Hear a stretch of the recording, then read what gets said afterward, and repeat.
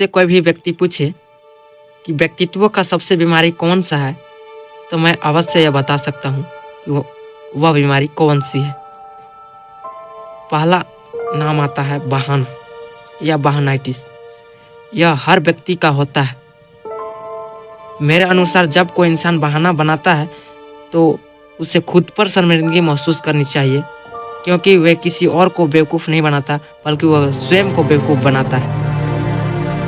अक्सर लोग बहाने से विफलताओं को ढक कर रखते हैं। मजबूत तर्क बनाकर पेश करने के बजाय वो अपने आप को कंफर्ट जोन में डालते हैं और बहाना बनाते हैं। अरे कौन सी बहाना करनी मेरे भाई, सफलता जब पानी है। सफलता ऐसे ही नहीं मिलती, सफलता मेहनत से मिलती है और मेहनत करने से मिलती है। मैं यह नहीं कहता कि हर किसी व्यक्ति को समान मेहनत करने से समान परिणाम मिल सकते हैं। किसी को उतनी ही उपलब्धियां हासिल करने के लिए ज़्यादा मुश्किलों का सामना करना पड़ता है तो किसी को कम।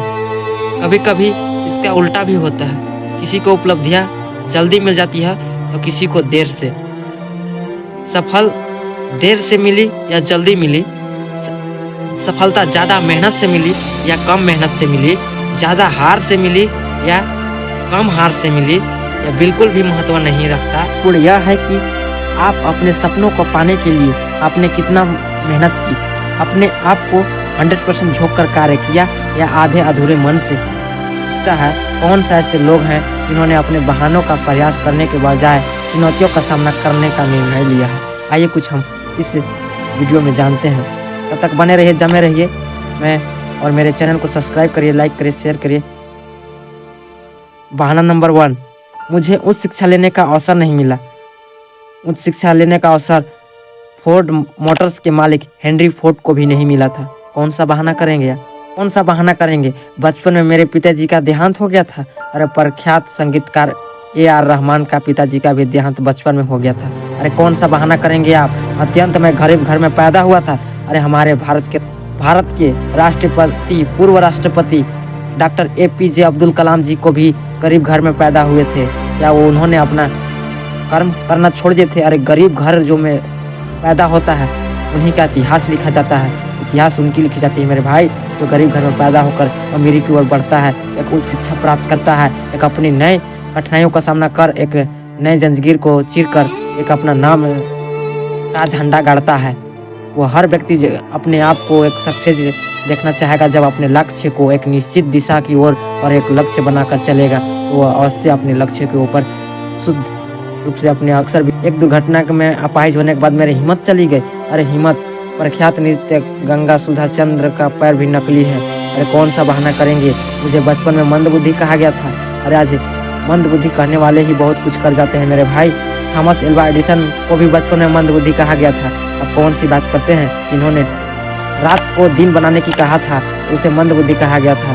ऐसे थॉमस एल्वा एडिसन को भी बचपन में मंदबुद्धि कहा गया था और आप कहते हैं मुझे मंदबुद्धि कहा गया। कोई बात नहीं, अपने आप को छोप डालिए ऐसा लोग करना चाहे आपके जैसा।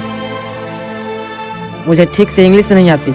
अरे राजनीतिक की बात करें तो बिहार के रहने वाले लालू यादव को भी ठीक से इंग्लिश नहीं आती और ना ही हिंदी भी आती है ठीक से। अरे कौन सा बहाना के बात करते हैं? मैं इतनी बार हार चुका हूँ कि मुझे हिम्मत नहीं बची। अरे अब्राहम लिंकन 15 बार चुनाव हारने के बाद भी राष्ट्रपति बने थे। अरे कौन सा बहाना करेंगे? मुझे बचपन में परिवार की जिम्मेदारियां उठानी पड़ी।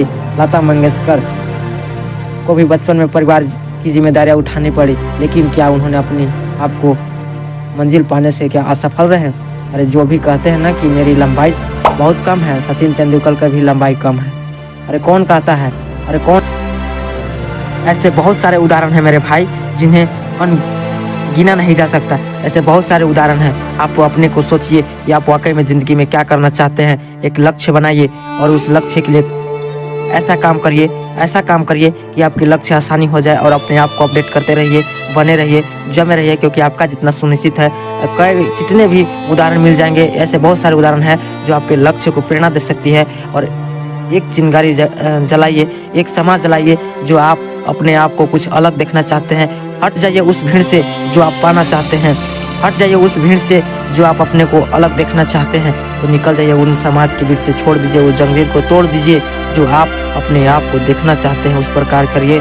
जय हिंद, वंदे मातरम।